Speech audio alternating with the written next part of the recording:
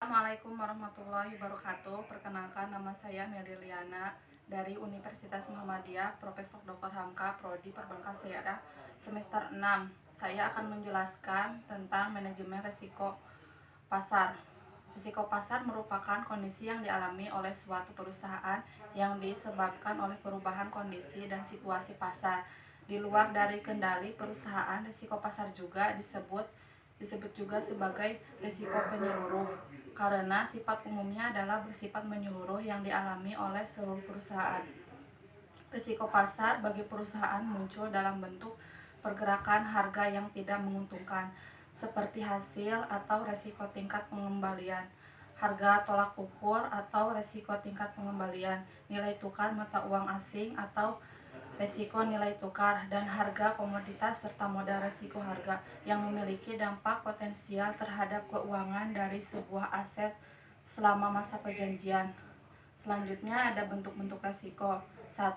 General market risk atau risiko pasar secara umum.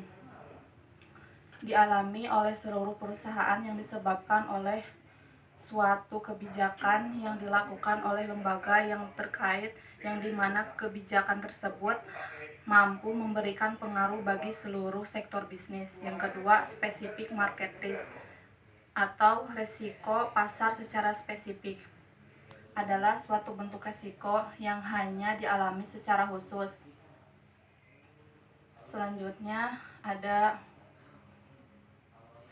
yang ketiga, itu kategori yang masuk atau general market risk. Ada beberapa sebab yang menimbulkan terjadinya general market risk, risiko pasar secara umum, yaitu 1. Foreign exchange risk. Secara umum dalam ilmu keuangan dikenal dua bentuk pasar, yaitu pasar modal atau capital market dan pasar uang atau money market. Kedua bentuk pasar ini pada prinsip saling memiliki keterkaitan satu sama lainnya. Kedua jenis perusahaan ini saling bahu-membahu bekerja sama dalam usahanya menciptakan kondisi ekonomi yang kondusif dan dinamis, sehingga dengan harapan nantinya akan mampu untuk ikut mendorong pertumbuhan ekonomi negara yang nantinya. Hasil pengalaman menyebutkan tidak seluruh kebijakan yang dibuat oleh pemerintah merupakan bentuk manifestasi keinginan para pembisnis. Yang kedua itu interest rate risk adalah risiko yang dialami akibat dari perubahan suku bunga yang terjadi di pasaran yang mampu memberikan pengaruh bagi pendapatan perusahaan.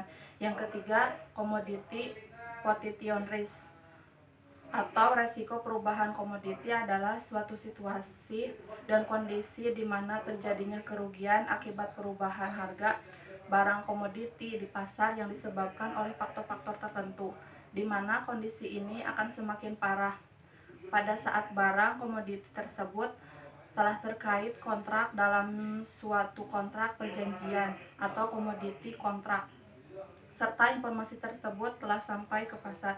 Yang keempat, equity passion risk, yaitu suatu kondisi di mana kekayaan perusahaan atau stock and share mengalami perubahan dari biasanya sehingga perubahan tersebut. Yang kelima, ada politik risk. Politik risk adalah sesuatu yang sangat penting bagi negara. Stabilitas politik menjanjikan keterciptanya pembangunan yang berkelanjutan. Namun, jika pemimpin dan tidak terkait di suatu negara tidak mampu menciptakan iklim kondusif dalam bidang politik, maka artinya seluruh pemimpin dan aparatur di negara tersebut tidak memiliki semangat kepemimpinan. Nah, selanjutnya ada faktor-faktor yang menyebabkan perbedaan mengalami forex exchange risk, yaitu 1. Lemahnya independensi perbankan dalam mengatasi permasalahan forex exchange risk, baik secara finansial dan non-finansial. Yang kedua, masih lemahnya perangkat dan aturan perbankan, terutama dalam konteks risk management banking, khusus dalam konteks market risk in banking perspektif. Nah, yang ketiga, masih sering terjadinya keutusan pemberian kredit dalam bentuk mata uang asing, namun tidak memiliki dasar analisis yang kuat. Yang keempat, penerimaan deposito atau tim deposit dalam mata uang asing ternyata malah memberatkan perbankan. Yang kelima, perbankan harus menghindari debitor tertentu. Nah, selanjutnya ada faktor-faktor yang mempengaruhi terjadinya gejolak harga di pasar. Menurut Masyud Ali, ada 6 faktor yang mempengaruhi terjadinya gejolak harga di pasar, yaitu 1. Faktor fundamental ekonomi. Yang kedua, terjadinya peristiwa besar dalam ekonomi dan politik. Yang ketiga, campur tangannya financial authorities. Yang keempat, perimbangan kekuatan permintaan dan penawaran. Yang kelima, likuiditas pasar. Yang keenam, suburnya kegiatan arbitrage. Wassalamualaikum warahmatullahi wabarakatuh. Mana geningan? HP Mana? ih